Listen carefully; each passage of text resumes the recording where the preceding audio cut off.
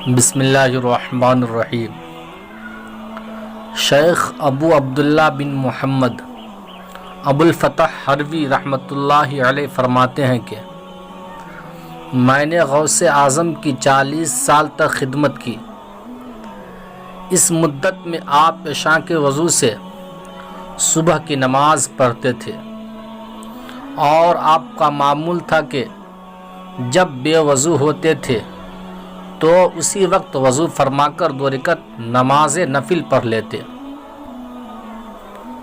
حضور سیدنا غوث اعظم شیخ عبد القادر جیلانی رضی اللہ عنہ نے اپنی پیدائش کے پہلے دن سے ہی روزہ رکھا۔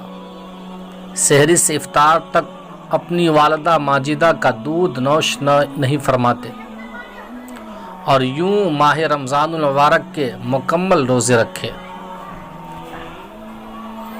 ہمارے غوث پاک روزانہ 1000 نوافل ادا فرماتے۔